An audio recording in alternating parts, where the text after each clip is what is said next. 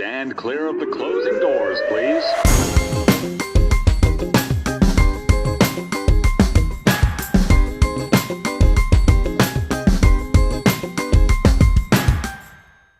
What up, son? What up? Grind and Pivot. Louie Max back in town, reconnecting with the man himself, Mitch Smiley. Brother, uncle, 1 year later, just about, I think. Yeah, How are you, baby? How you doing, bro? I'm doing good, brother. How you doing? I'm hanging. Nice to see you again. Always nice to see you, man. Obviously, spoken to you many times during the year. You're doing great, kicking ass once again. Tell us, since we last spoke, really on camera. Tell me, bring us up to date just a little bit of what you're doing, and we'll touch base on a few different things. Yeah. Well, last time I talked to you, I had a job doing forensic cleaning out homeless camps, all that kind of stuff, murder scenes and whatnot. Then I lost my job doing that after about 7 or 8 months. And but I've been doing my YouTube channel, my videos that I make. I finished my whole story about my life story, getting off parole. And now I just do a video, try to do a video once or twice a week. YouTube channel has grown to almost 15,000, dude. It just blows me away. People go on our Patreon, blows me away. We did a video about Mike Thompson. People have been asking me for over a year, do a video about him. And I saw that he was released from prison and he did a video with some guys. And so I did a video about him. That's, he's full of shit. I know about him. Guys I know did time with him from the beginning of his term and throughout his term. And I know the guys that he testified against, when he decided to turn. That'd be like a guy in the East Coast and Italian mafia flipping, turn. Okay, gotcha. So Good analogy. Yeah, the only way out is to be a rat and fabricate stories. And so I did a video about him and I made it members only because I didn't want it edited and I didn't want it commercials. And man, people just jumped up, joined the membership, dude. It just blew me away. I get so much positive feedback from people like, hey, we love what you're doing. Keep it up, positive message. Of course, that video was just about him, he's a lying sack of crap. But most of my, I try to keep it positive, man, and tell people like, basically you don't have to go to prison. And if you do go to prison, you can get your shit together.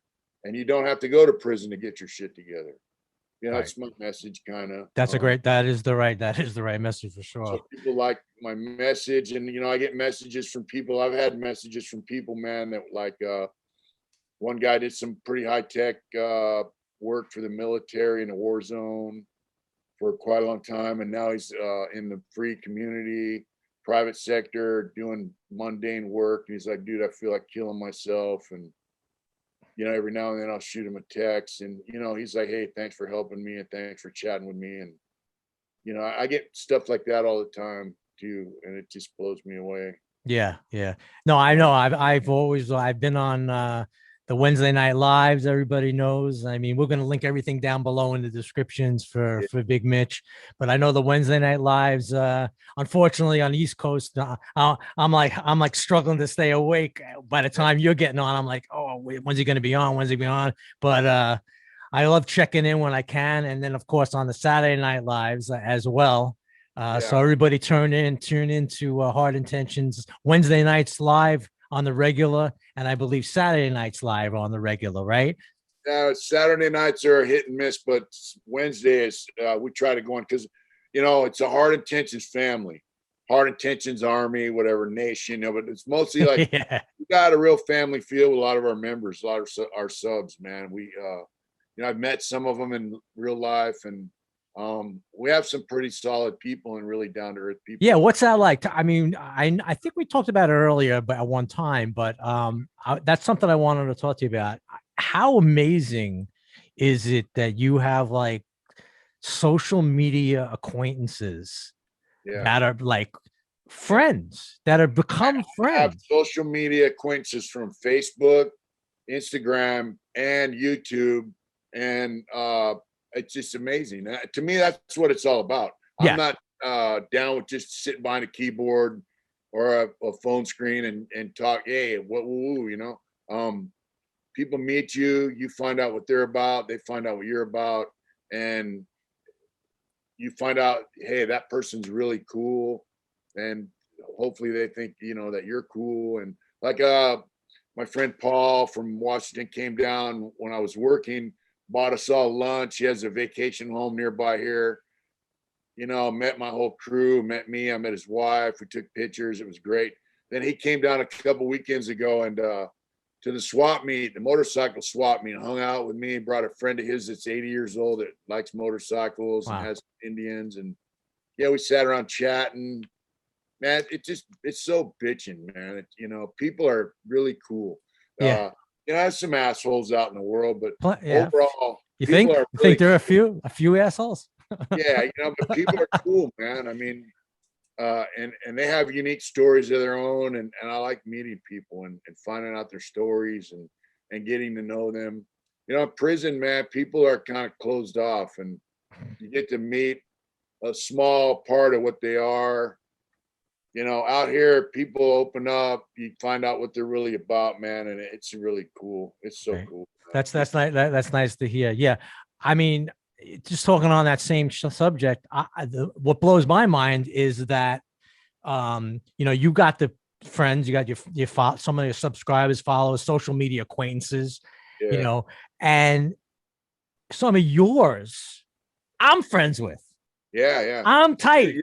Big Mitch, man. Right? Big Mitch. Shout out, baby. Yeah, we went down, we met Big Mitch through YouTube. Oh my God. I get goosebumps. He has a Volkswagen bug he calls Herbie. Yeah, I love it. Dude, you gave me the inspiration to fix it. It's been sitting around for years. He's been, you know, getting it all hooked. That's a pretty badass little Volkswagen bug. Yeah, I've seen it. Like, you know, do it hard, Mitch. He likes my motto. And so we went down to see him.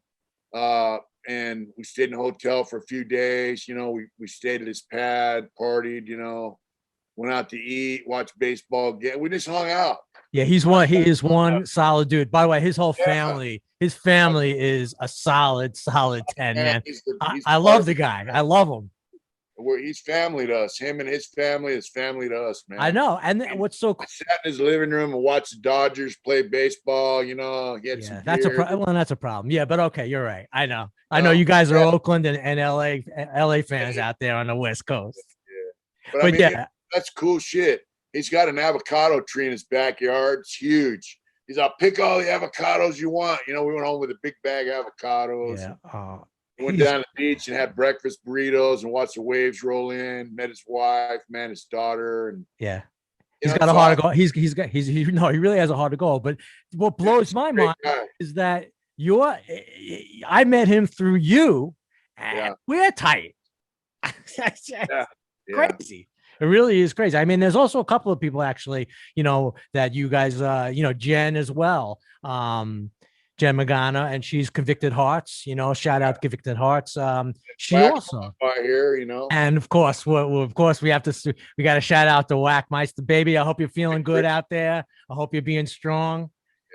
Yeah, we love you.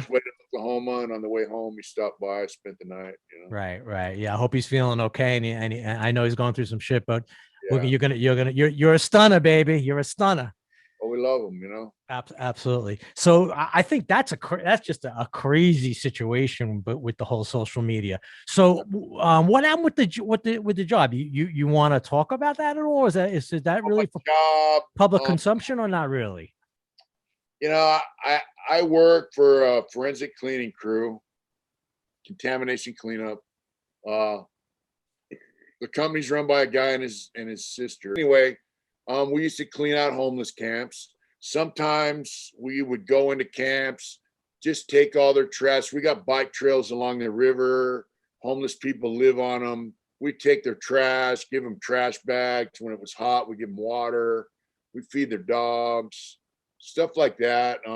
There's a bike trail. You know, one time there was just like probably, you know, a ton of trash probably.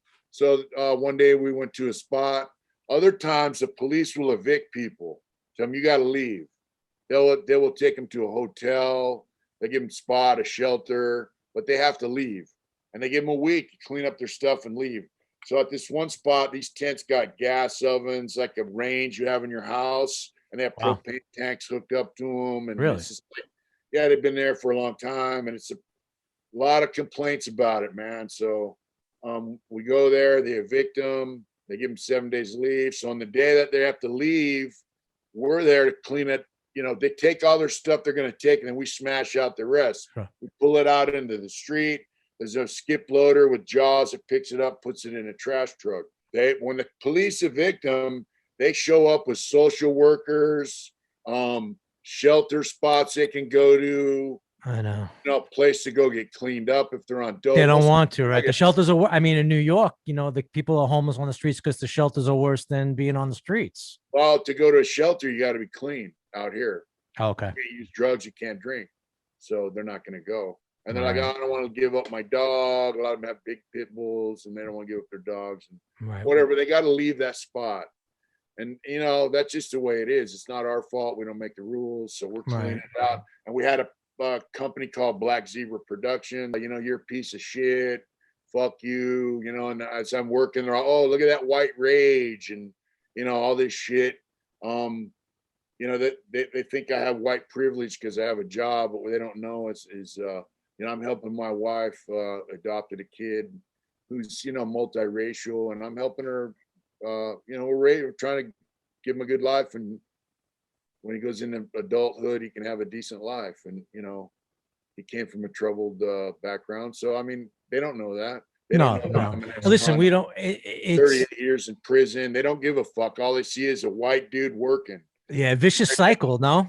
Yeah, and they're just like, you know, fuck you, quit your job, you're a piece of shit, and and then they started threatening us.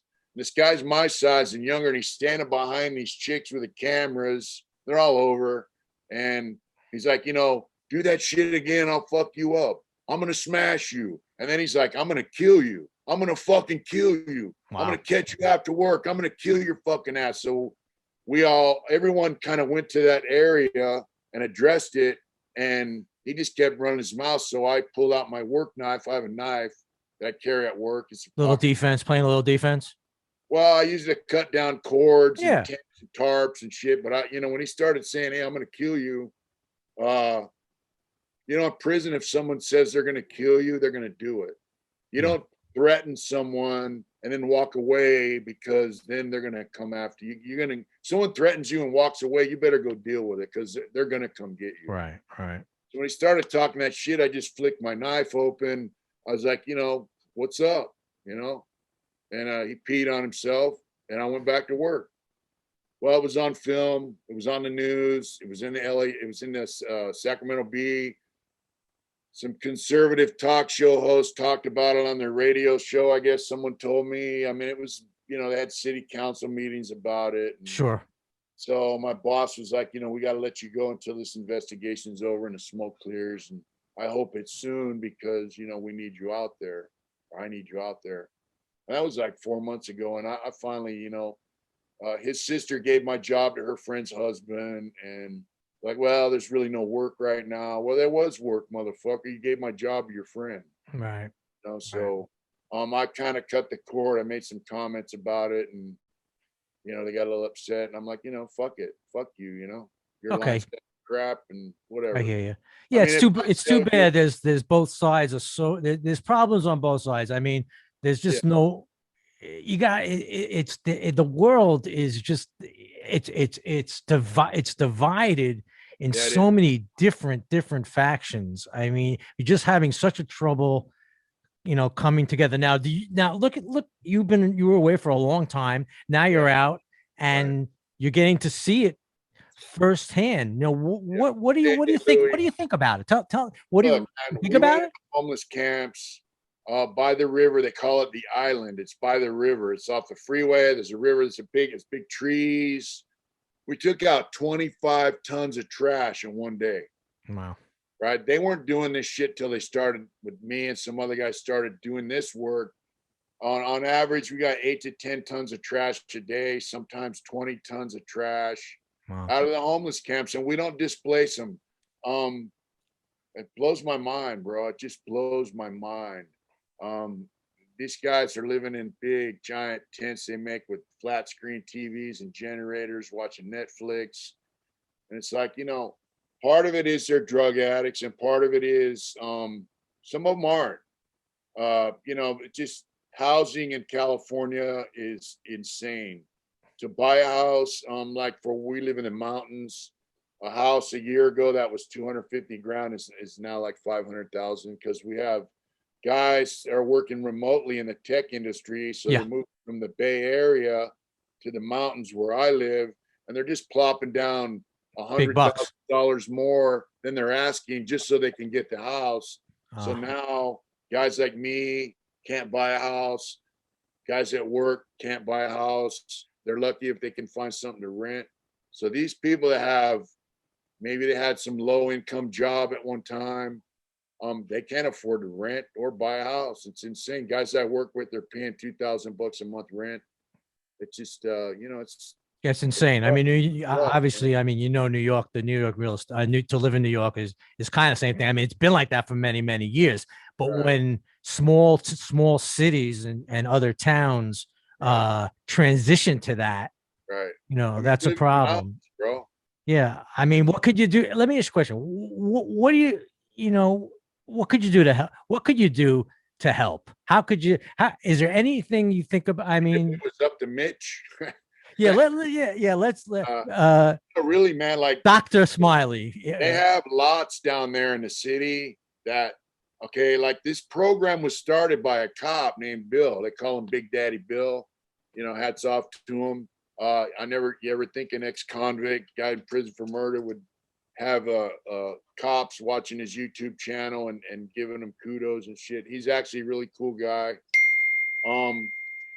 He started the cleaning, and he's like, look, he tells the city council and the mayor, look, just give us a spot where these people can camp. Give them a place to go camp out. So my thing is, they make houses out of cargo containers. So why don't you get a 20-foot cargo container, split them down the middle, make 2 little pads, put some water in there, maybe an electric plug, boom, run it out to the sewer mains in the street. I'm a plumber. I did that in prison, and it's not that difficult. Make little cargo container village for these guys, so where they have a place to live, man. And who gives a fuck if they're getting high, as long as there's no drugs in their little apartment or their cargo container. Whatever they do when they're outside the perimeter of the little city, cargo town, whatever you want to call it. Who gives a fuck, man? As long as they're off the street, maybe have a communal bathroom, Right. But I mean, you said a lot of them are real, real hardcore drug addicts, real dope fiends. I mean, a lot of them are. I mean, that's a problem. They're not getting any kind of help, right? Well, if they were centralized in a little spot like that, they might be able to. Interesting. Then you could have social workers go in there, identify people that are flipped out on speed or crack or whatever. Yeah. Guys are nodding out, and see if they want help. Right. And I mean, are there? I'm sure there are plenty of organizations that try to help them. They just. Yeah, but I mean, it's just, it's an overwhelm. Like in Los Angeles, they got to have at least 150,000 homeless people. Yeah, I know. It's out of control. I worked with homeless people in LA, in Skid Row on 6th and Gladys, and it's like the hardest Skid Row. And you know what? I enjoyed it. They're super cool. They loved us. It was a great time. Like one dude was a lawyer. He said he started smoking crack, and a week later he was on the street in Skid Row.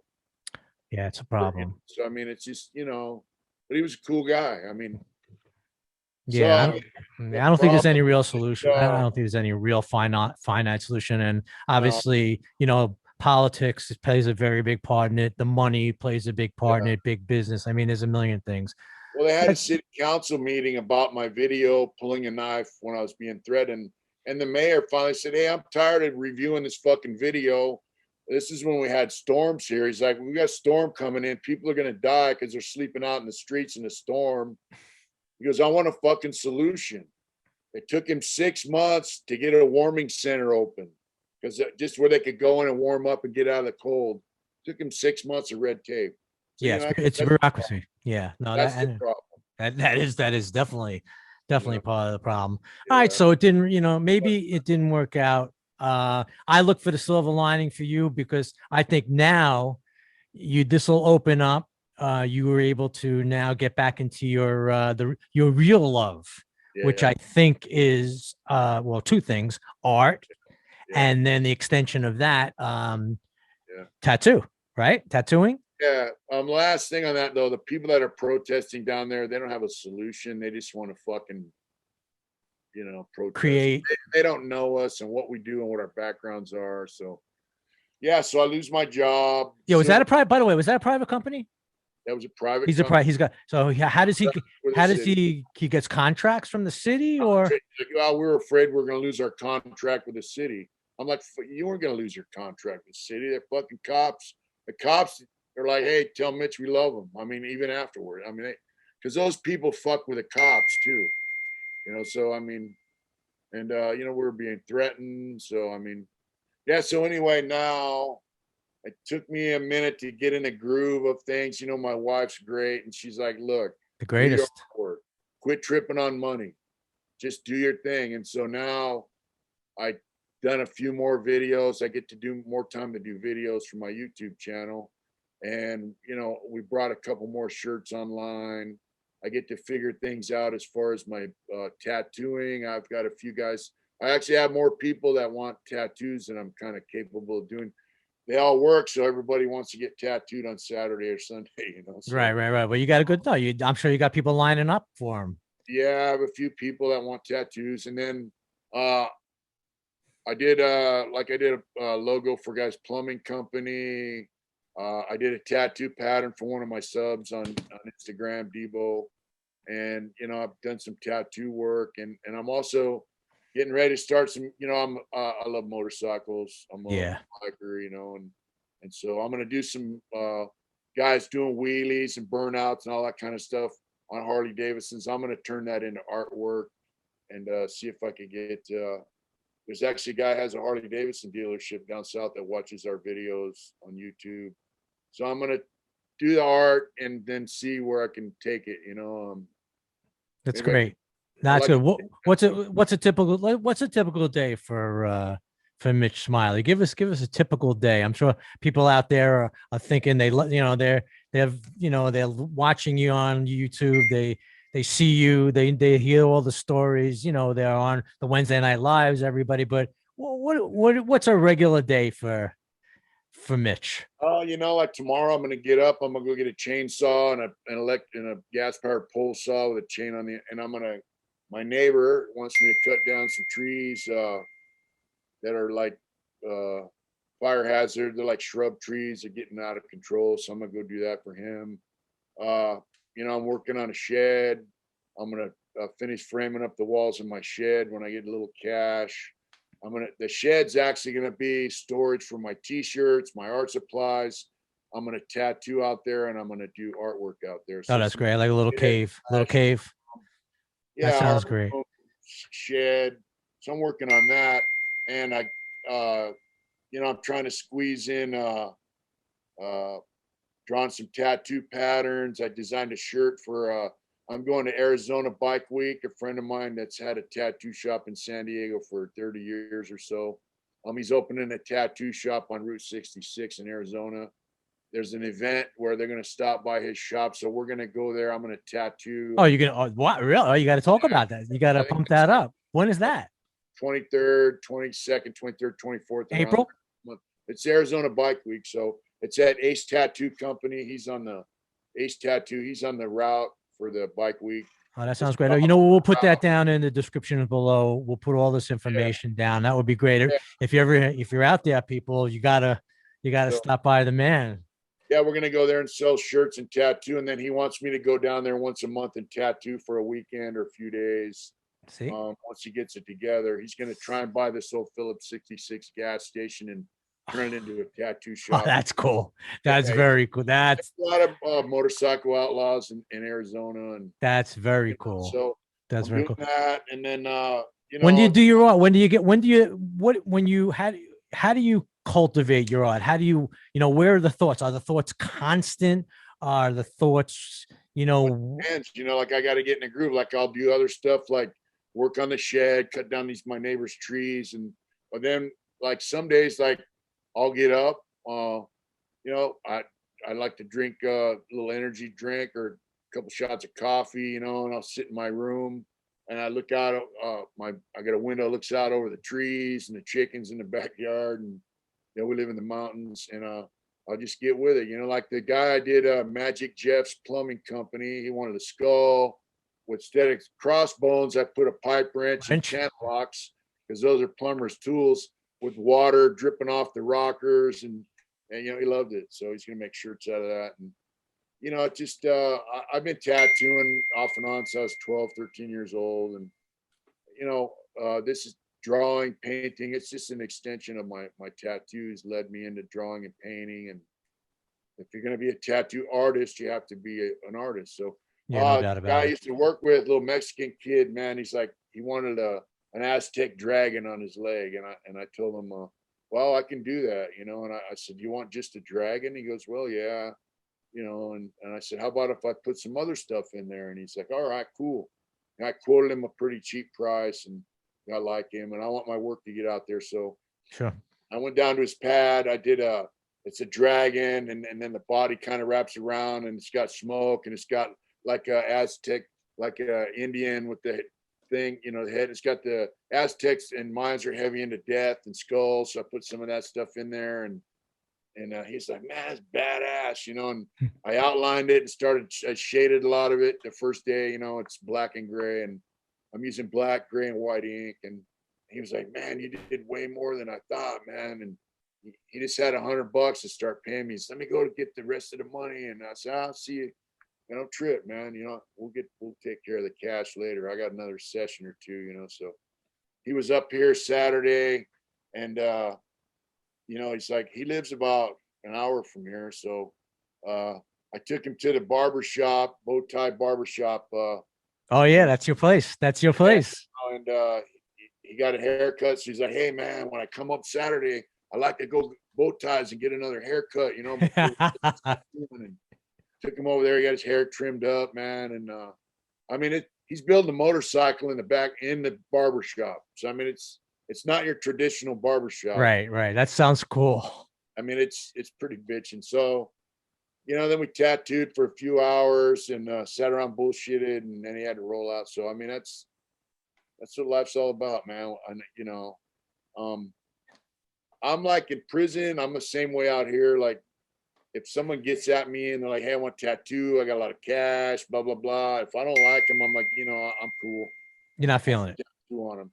Because when you tattoo on someone, like you got some tattoo work. And so the guys that work on you, you conversate while you're tattooing, while you're working. No doubt about it. Not just under the needle. I mean, you're doing things to get ready and prepare, and you're talking and chatting. Oh yeah, so for sure. It's a relationship. Yeah, I'm going to hear their story, and they're going to hear mine. And so if I don't like the person, I'm not going to tattoo on them, you know? Yeah, no doubt. Shout out to my boy, Red Rocket, Mike Bellamy in New York City, 20 years worth of ink on me. And yeah, I mean, tattooing used to be illegal in New York.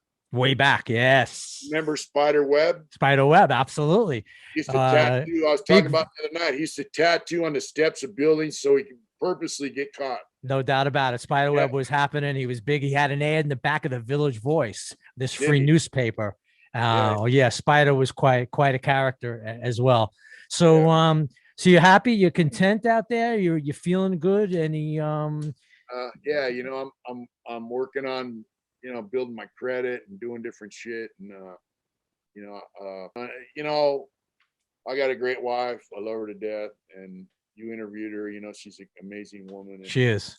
It's like going into certain things, like financially, I don't want to say I'm scared, but I get a little paranoid about debt. You know, place where I come from, you're like, you owe somebody money, you don't pay, they're going to stab you. And like in prison, it's weird. You know, you might have it today, you might have that. Explain. You know, for some people that are not familiar, maybe give us a little bit of that. You might have a job working in industries, making $60-$70 a month. Right. I had to save for 2, 3, 4, 5 months to make a hobby order to buy art supplies. You know, then you got to go to the canteen and buy your coffee, your Yeah, commissary, right? soap. They don't give you that shit. And then you want to get a little food. So you got to budget your money tight. You got to be tight with your money. And so I bring those habits out here. And in some ways it's cool because she goes, hey, you're the only guy I know that doesn't have any debt. Right. Yeah, that's for sure. That's probably true. I get leery about credit, and she's like, look, we're going to do this way.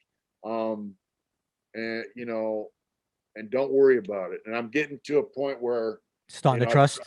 I trust her judgment, and she hasn't led me to getting a wreck with that so far. So no, I told her, hey, I'm in it. I'm cool. She's got my back 100%, and I know it. And so I'm just kind of trusting her to guide me through a lot of things out here, man. And she's my other half, man. And yeah, no doubt about it. No doubt about it. How you sleeping better? You sleeping any better? And sometimes I do, and sometimes I don't. Right. How about good? About once or twice a week, I'll get a good night's sleep. Right. What about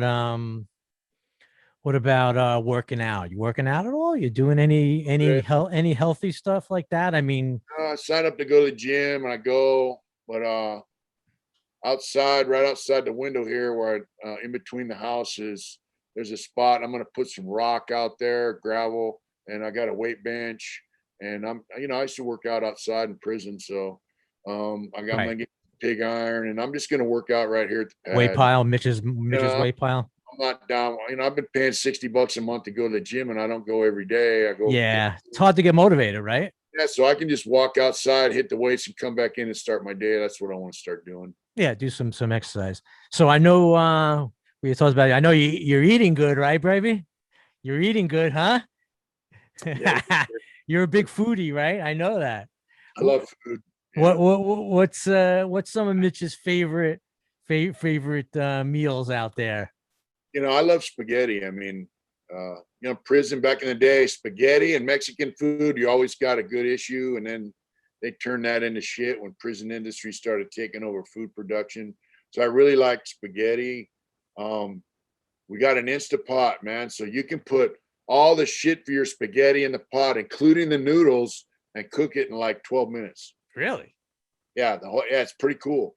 But I like spaghetti. I like pork, and right. Barbecue, ribs, all that stuff. Yeah, I like ribs, man. I love ribs. We got a spot here. A guy came from Texas, got a rib joint. It's pretty cool. But when I first got out, man, it was like pork. Then I was like, and now it's an occasional thing. But I just like good food, man. Steaks are good. We got a butcher shop up here that cuts meat, and he provides meat to all the restaurants. And right. Go in and buy meat. They'll cut it right there on the spot. Yeah, absolutely. Steaks like that, and Well, when you come to New York, brother, we'll tell you. You got to have pizza. You got to get New York pizza. I gotta take care of you big time with the food. I love pizza. I like good pizza, though. Yeah. Well, you're not getting good pizza in California, so you might as well. Come on.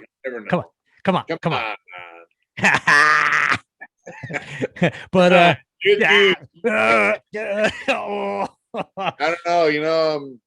We got some Italian chicks that moved here from Long Beach.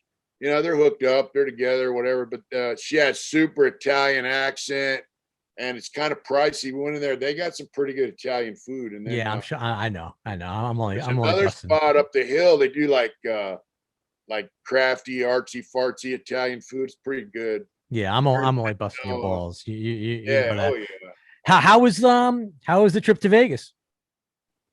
It wasn't just Vegas, man. It was talk about that, because awesome. I know I followed it a little bit.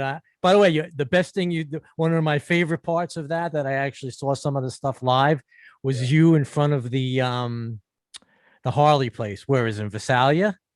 Oh yeah, in Visalia, yeah. So doing your commercial for them, it was great. Bowtie owns a barbershop here, Bowtie Barber. He's big in recovery program, and so he tells these guys, hey, he tells me we're going on the ride. I'm going, man, and Adrian, my wife's like, you better go or you're going to regret it. I'm like, man, I don't have the money. And so she kind of said, just go. Yeah, of course. Just go. So Bowtie tells the guys down the hill, hey, man, I got a guy who wants to go. And they're like, well, it's all booked up. We got enough guys. We don't want any more guys. It's all booked up. He's like, well, this guy really wants to go. He just got off parole. You know, he was a lifer, and man, you know, he's a good dude. He goes, well, who is it? He goes, oh, it's Mitch Smiley, man. He goes, bring him. He's in. Because I know the guys down the hill too, you know. And so Bowtie didn't know that I knew those guys. So yeah, he's like, bring them. So Oh, that's great. they all got big baggers, windshields, stereos, and all that shit. I got a little Dyna, which, you know, it's and so we rode 3,400 miles. We went to Wow. right outside, went to Whiskey Pete's, a little town right outside Vegas. Then we went into Arizona. We got to the Grand Canyon Inn. It's like 20 miles from the Grand Canyon. It was like 25 degrees, man. We got in there at night. We were freezing our ass off. But before we left, Bowtie tells me, hey, man, you got to get this one-piece jumpsuit, Carhartt insulated. Sure. I go, I got a bomber jacket, bro. He goes, nah, you got to get this one-piece jumpsuit insulated. I go, I don't have the money. They're $180, you know. I go, I barely got enough money for the trip, bro. I got a bomber jacket. He goes, man, you're going to freeze your ass off. He goes, meet me downtown. I'm going to buy the fucking thing for you. And man, I'm glad he did, because them other guys are freezing their butts off, and me and him were warm as hell. You would have been hurt. You would have been hurting if you didn't have it. It was snow on the ground during the ride, you know. So we went from there to Four Corners. Then we went into Colorado, Cortez, Colorado, got a hotel. Wow. Then we rode back. You know, we went through the Navajo Nation, different spots, man. We saw, and they're all waving. You know, I see 8 motorcycles riding through. They're all waving to us. You know, you know. Then we went into Hurricane, Utah. We went into Zion National Park, which is just awesome, amazing. Photos don't do it justice. You know, it's just so beautiful. Then we went into Las Vegas, stayed the night there, and then the next day we went up and over the Tehachapi Mountains. And gas is like $2.50 a gallon out of state. And then we got in, well, right before we went over the mountains back into California. Gas was $5 a gallon. And really, my friend Jimmy goes, "Welcome back to California, boys." Holy shit, that's crazy. Yeah, and yeah, then that's absurd. We rode 600 and about 650 miles home, me and a couple other guys. That's crazy. So you were out there in the wind yourself, obviously with all the people that's I'm talking about. What was it like being on your, you know, on in the wind by yourself? Dude, what I mean, could you describe? Well, you know, like my linkage broke on my shifting rod, broke, and that was early though. That was early on, right? Harley Davidson and Visalia, they didn't have the parts, but the mechanic came out, fixed it, got a Lincoln, you know, like, hey, no charge, and guys are stuffing money in his pocket, and hey, you know, fuck that here. But you know, we're on the freeway, you know, you can riding side by side, sometimes staggered. And you can hear the thunder, the motorcycles, man, and just you get in. It's almost like a harmony, you know, the bikes and the motors, and it just the wind, and your thoughts are just you're just like it's just total freedom, man. It just it's right. Amazing. And we go up over the Tehachapi Mountains or across the desert, and it just you sucked it up, man. You sponged it up. You awesome. You appreciated every second of that. Tell you that riding motorcycles, you know, especially Harleys or Indians, it's a feeling of freedom, and it really is. And unless you do it, you really can't understand it. I love it. You know, I've loved motorcycles my whole life. But and this is the first time in a long time you actually were. Yeah, that's the longest trip I've ever taken on. Really free. I used to sit in there and dream about it. And I used to paint pictures of guys, you know, riding motorcycles, and dude, now I'm doing it. Not, you know, and once again, you know, my wife told me, hey, dude, you're going to do this or you're going to regret it. So just go do it. And yeah, of course. Absolutely. Yeah. Got to do it. Got to do it. You got, awesome. Dude, you got to do like I think we spoke about this the other day when we were talking a little bit. You just got to do it. You know, what is it? So it's money. Yeah, so what? Money comes in, it goes in and it goes out. It's the ocean. It flows in and flows out. At your age or our age, we're the same age. I mean, at this point, what the fuck, man? Really? So what? Like, you know, we're going to Missouri for a family function of hers. Somebody passed away, so we're going to go out there in July for a memorial service. we're gonna take the kid with us, so we're gonna drive. But she's like, look, she goes, I don't want to just drive there and drive back. She goes, I want to stop. I want to see things. And so I'm like, all right, cool, you know. She's like, don't worry about the fucking money. We're just gonna go do this and take 2 weeks to travel out there and come home. And you know, that should be a nice trip. I That's would great. like to ride. I'd like to ride. We have a sub out in Florida, Marcus Miller's, that come on down. I'd like to ride to Florida.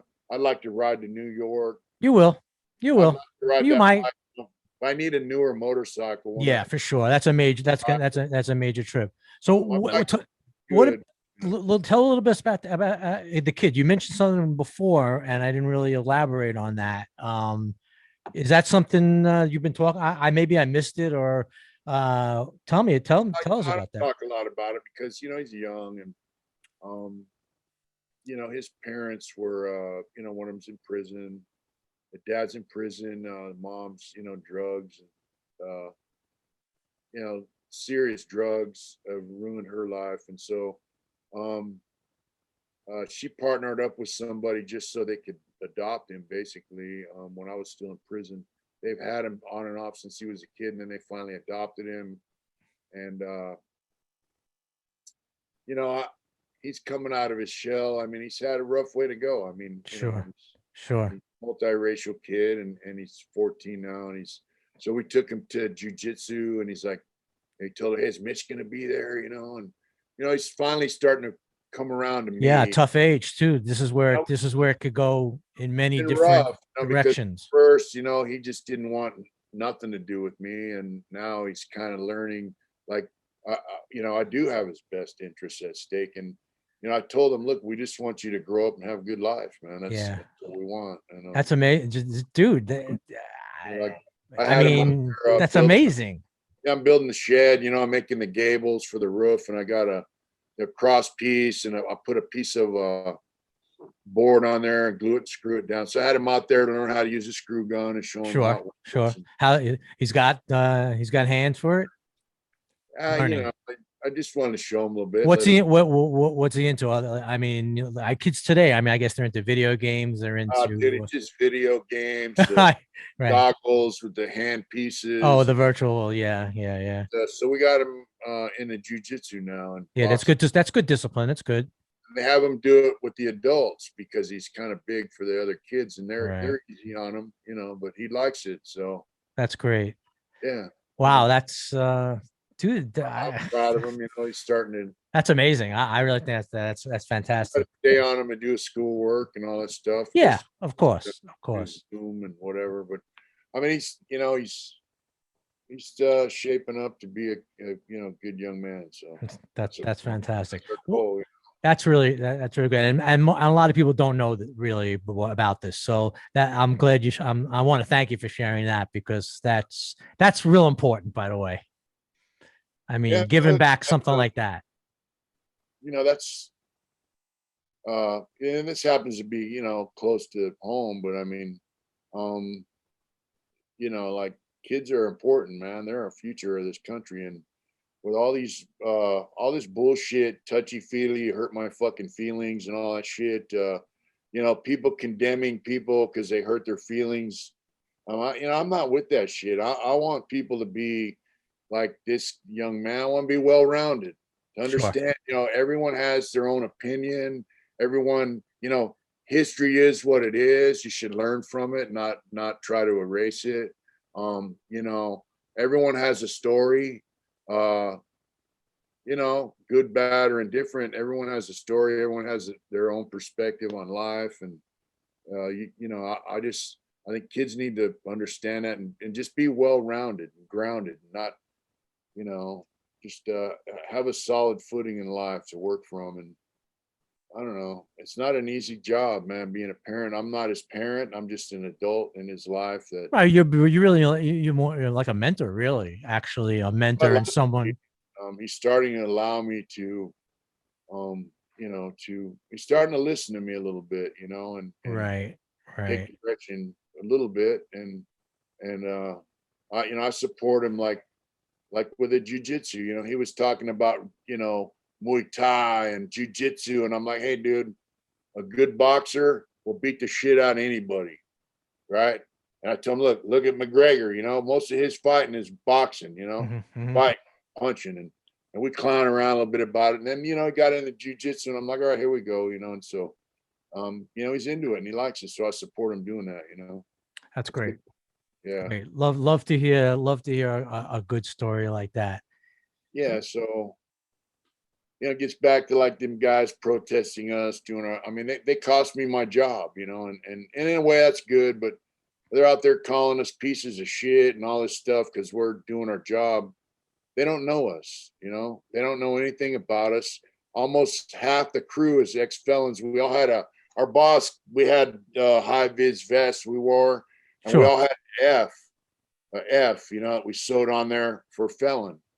All the guys that were ex-felons had an F on their thing, and it was like, it wasn't, it was including my boss. He was an ex-felon. So, I mean, they don't know that half the crew's been to prison or jail or. Right. So he was actually giving them a chance. Yeah. But, so people are out there talking shit to us. Yeah. So it's interesting how he didn't back you up. Yeah. I think it's a little deeper than no, he didn't want to lose his city contract. Yeah. And my only thing is, don't tell me I'm coming back and then not bring me back. Yeah, of course. You know, that's another thing. Like, do what you say and mean what you say. You know, words mean things, you know. And so if you say bad shit to somebody, it's hard to retract it, you know, because you know, those words that people say to each other mean things. So you say positive shit, stand by it. You say negative shit, stand by it too. Like, if I don't like someone else, say, hey, you know, fuck off, you know. Right. Back up, lame. But I don't say, back up, lame, boom, boom, you know. But I don't say that unless I'm real firm about, you know, I'm done. I don't want nothing to do with this person for whatever reason. Yeah. I mean, most of the time, it's not going to even come to that. Really, there's no reason for it. How about some of the bullshit on social media and YouTube and that stuff? Does that get you going? Do you play into that? I mean, you know, I don't pay much attention to it because, you know, like when I was in prison, I watched Fox News and CNN. I would just laugh. I thought it was fucking hilarious because it's not news; it's news entertainment. It's show business. Not really, it's show business, of course. Show business, well, you know? Yeah, we know that. So, but people would take it, and even out here, they take it so fucking serious. Oh, they live their life. It's on 24/7, bro. They can't get away. People start hating each other. I mean, family members hate each other. Yeah, it's crazy. It's insane, dude. I mean, we're Americans. Right. America. Yeah, we're people. We're humans. We're humans. Relax. You know, this is America. Yeah, you're allowed to have an opinion. That's part of it. You know, they don't take you out and shoot you because your opinion is different than the government's. You know, I mean, that's what it's all about in this country, man. It's crazy. Freedom of choice, freedom of religion, political opinions.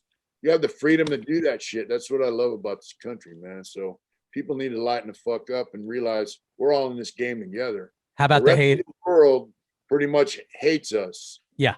They despise us, they envy us, and they'd like to hurt us or destroy us or fuck our country. All of the above. How about the social media trolls and stuff like that? Is you laugh, right? You gotta laugh, right? Yeah. It's, you know, they're kooks. Now, do you follow? Here's a good question. I mean, do you follow anybody on? I'm not gonna say social media. Yeah, maybe whatever. That's both.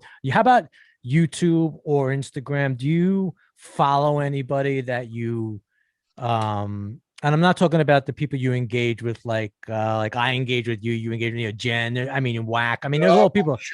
I watched like Jesse James, you know, had West Coast Choppers, all that Austin speech. I watched some of his stuff on YouTube. The guy's amazing, and he gave me a shout out with my shirts. Really, way back, yeah, he's an amazing dude, man. And you know, people say what they will about him. He's made a lot of money, with his hands. He's big time. No, he's big time. Dirty hands, clean money, right? I love the guy's work. I watch him on YouTube, and you know, there's some Mexican cats down south, Thumper, and some other guys. I tattooed on him in prison. They have a channel, and now they have it's called LA Times, TIMEZ. They talk. It's some pretty positive stuff, you know. I think he's a Christian guy now, but he was, he was in the mix in prison. So Right. You go down any rabbit holes. You know, do you check out what the quote unquote competition is, even though it's not really necessarily competition? Do you check out the prison genre? Are you familiar with a lot of the characters? Or yeah, I mean, I watch a couple guys' channels there. She does it, and then she'll be like, "Hey, check out what so and so's doing." Like every now and then we'll watch some of JD stuff. And yeah, you ever check out this guy Jay Williams? I haven't seen him. Check it out, Jay Williams. Shout out to this guy. What's his Let's channel? Live Life. Yeah, he's interesting. He's an East Coast guy, but he's actually a real good storyteller. But is he a prison guy or what? Yeah.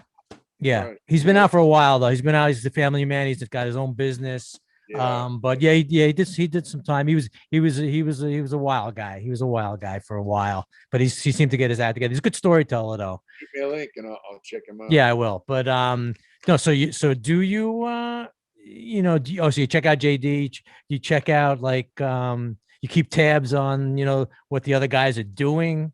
Not really. Not really. Only if I like them, Right.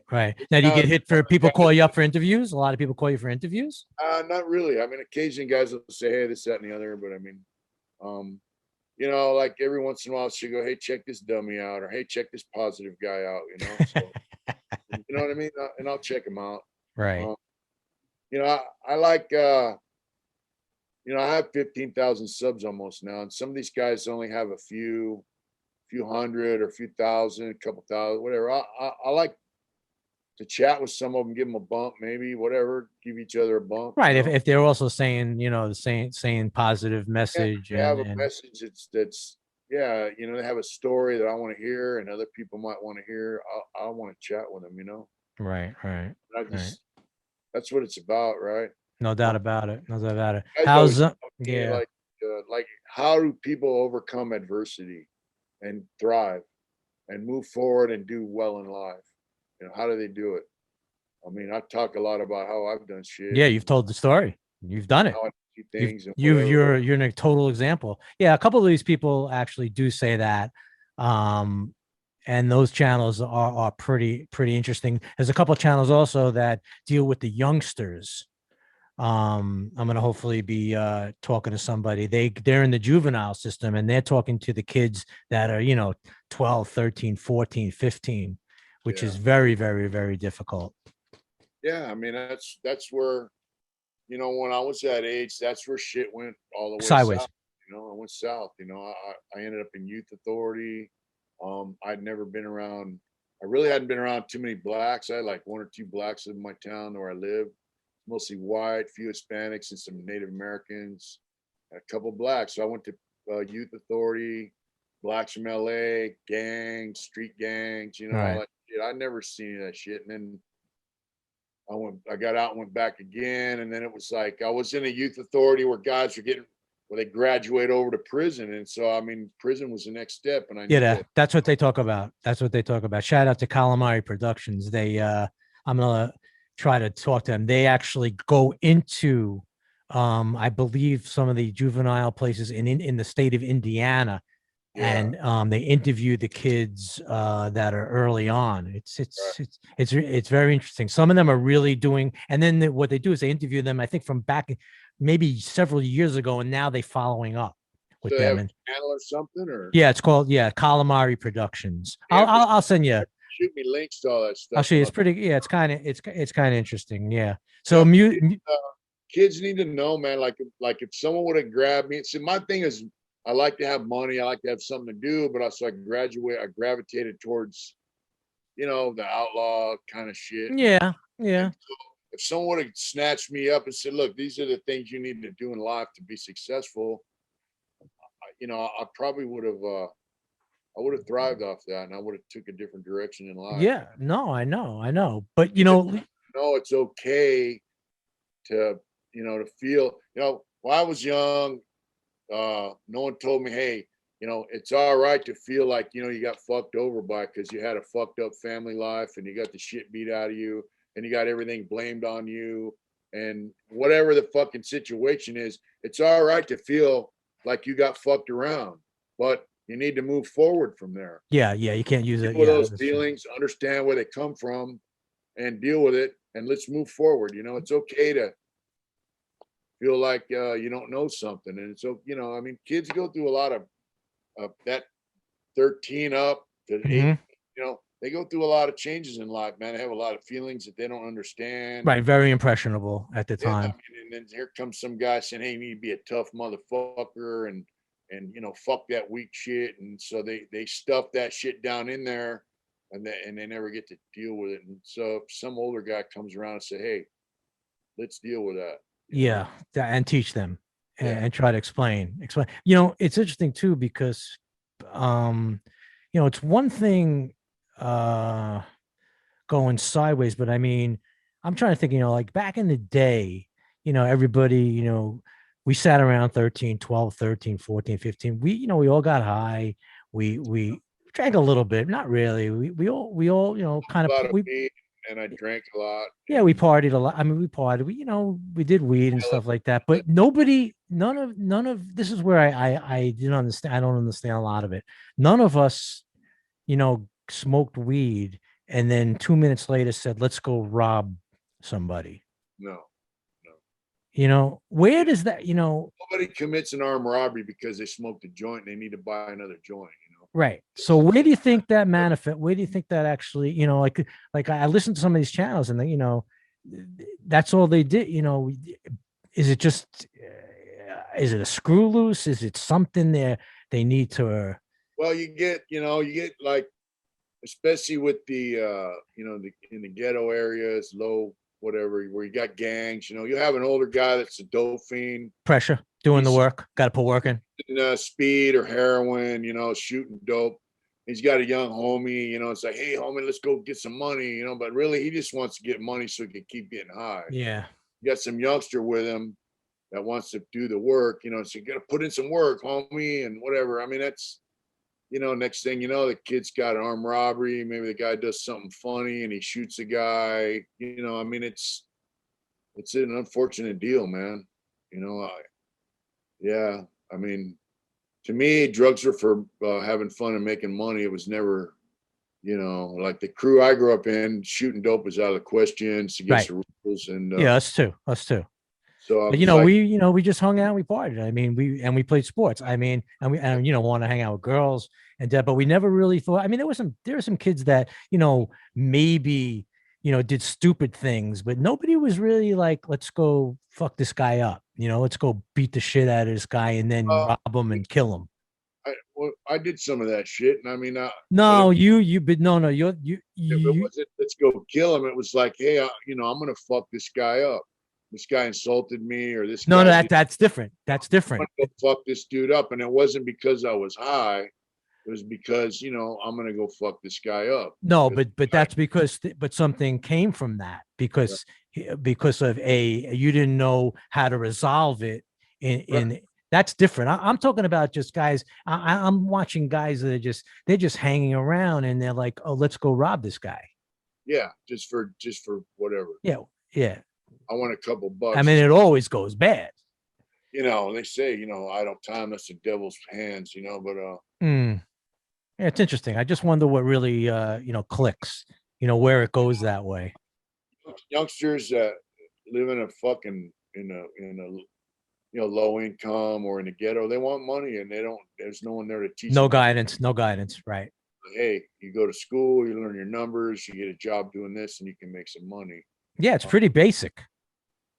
Yeah, and then like kids see the big money. They might see some guy with a nice fancy motorcycle like I did when I was a kid, or a nice fancy car and some fine chick, and it's like, they want that, but they don't understand that dude's doing shit that's going to take his ass to prison pretty soon. It's dirty money. Yeah, definitely. He's going to lose all that shit. For sure. No, yeah.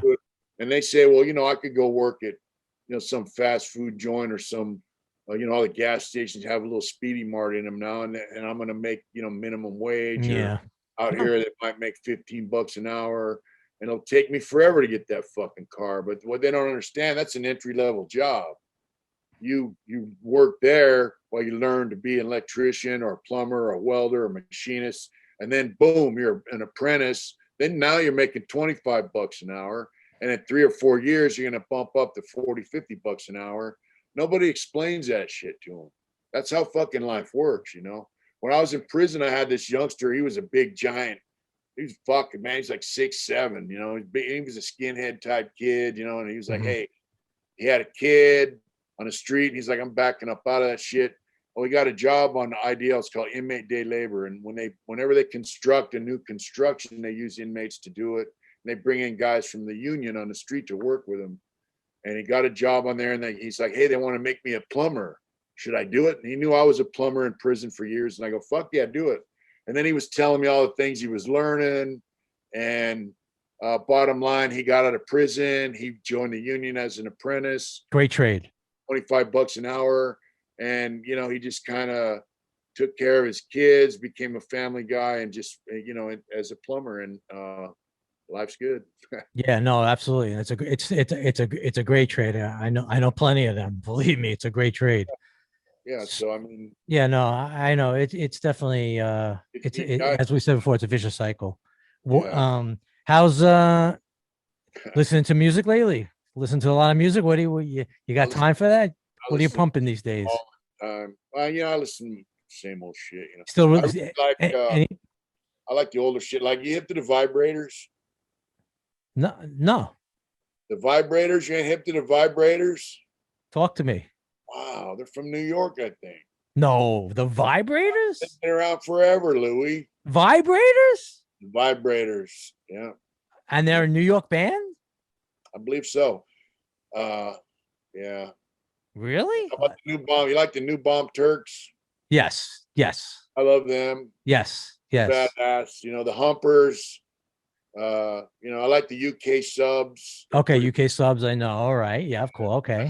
We're the New York State Police. Right. That jam. You know, you still listen to the old stuff like Social Distortion and yeah, I like Social D. I like Mike Ness's story. Right, I know you're not. I know you like his solo stuff, right? And you know, once again, if I don't like somebody, I don't listen to their fucking music. You know. Well, yeah, no, of course not. You know, but I mean, I really like Mike Ness's story and the Vibrators, Mitch. I mean, really? No, I can't. What kind of punk surf rock? Yeah, the Humpers. Yeah, I heard of them. Yeah, but where? Wow, I gotta look. I wrote that down. Cool, you know. But I also like I like Hank 3 and I like Jesse Dayton. You hip to Jesse Dayton? Yeah. Absolutely. I like Jesse Dayton. Hank 3 for sure. Of course. Daddy was a badass. You know, that's a cool song. But right. Jesse Dayton has some pretty cool music. You know, A Killer on the Lamb. That's a pretty good song. But I mean, I just like music. I like you know, I like Aretha Franklin.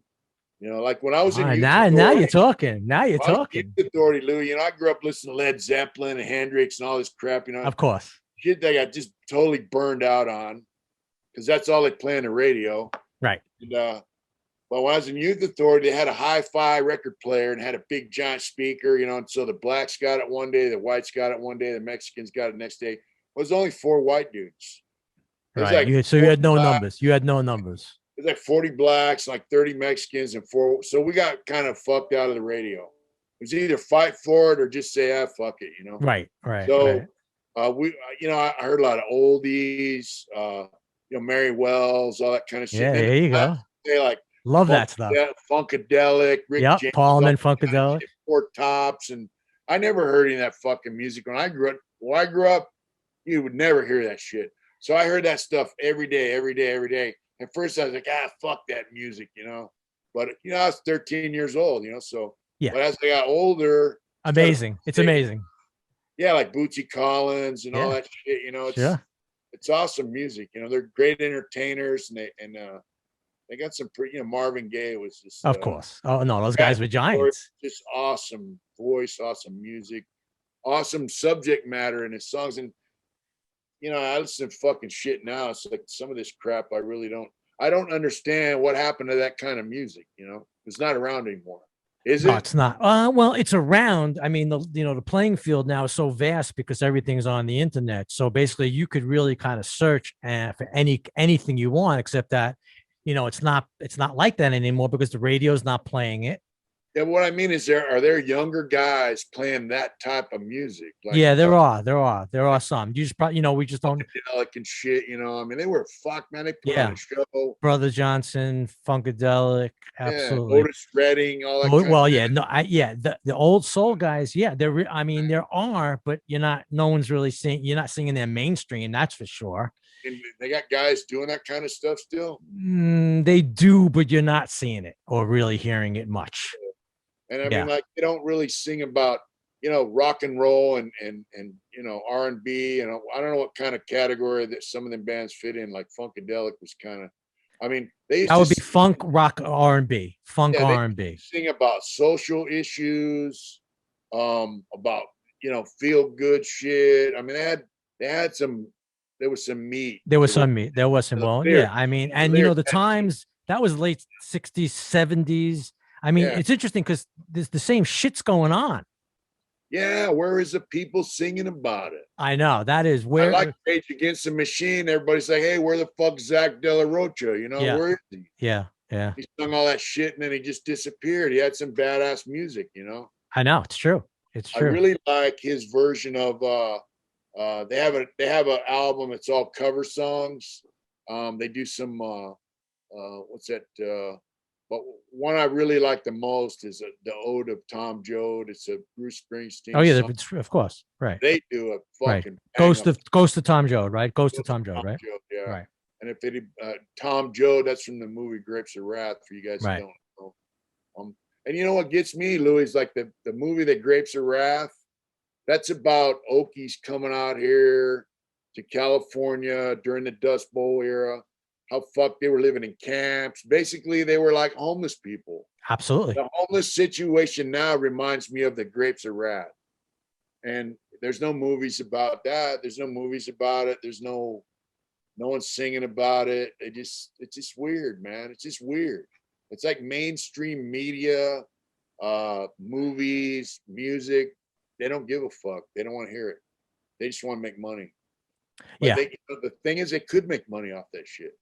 Yeah, they could. They could. There are a lot of like underground and independents out there that you just have to basically kind of search for them, and that's what it is now. They're out there, but you're not seeing it in the mainstream, and that's what's surprising me because media has changed so so different now. Yeah. But it's a trip, man. It's just. I don't want to say like they're brainwashing people, but it's not really brainwashing. It's like, no, I don't think so. Like it's like when we were growing up, all the shit was there for us to see, and then we could form our opinions. Now it's like they take stuff away. It's like they. You're talking about you think they distribute it a certain way, and that's the way you see it.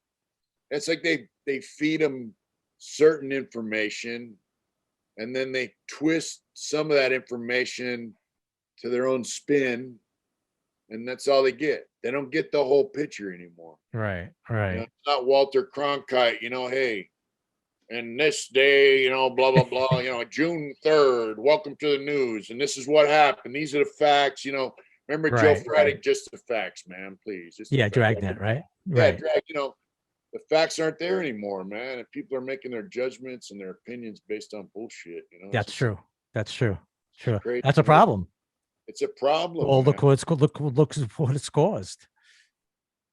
I mean, they did the same shit in Russia, and under Stalin. And they're doing it now. They controlled the information that got fed to the people, and yeah, they do it. They're doing it now. Supposedly, they there's like way over like 500,000, 400,000 cases of COVID something, and now they're only said there's 100. I mean, I don't know what the numbers are, but yeah, you're never gonna get that out of them. You're not getting transparency out of that. And now I don't know what you're getting. To get it, and that's what caused guys like Snowden. What's the other guy from WikiLeaks? What's that guy's name? Oh, Assange. Julian Assange. Right. Edward Snowden. Snowden. Them guys, that's why they do what they did. Is they want, right or wrong, whatever your opinion of it is, they put information out there that you would have got no other way would you have seen it. So I mean, that's what it leads to. You know, people. Right.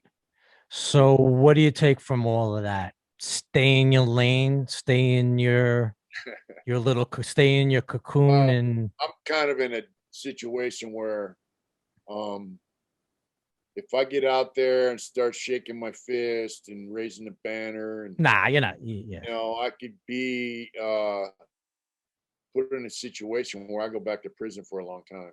No, you're not. But but that's not you anyway. I don't think you're No, gonna. I mean, That's when I not. was younger, like when I was in prison, man, I used to raise hell about a lot of shit. Like I told a story one time. They gave us all, San Quentin was in the hole. We got 50 cells on a tier, 5 tiers high. So it's 250 guys. They brought us rotten milk, and the date on the carton was like a week and a half over the date, right? And so it's rotten. And so I start raising hell. And the sergeant tells me, hey, I was up for transfer to a lower level security prison. And the sergeant comes on the tier and he goes, hey, you're leaving in about a week. And to a pretty nice place compared to where I was. And I go, I don't give a fuck. I go, this milk's fucking rotten.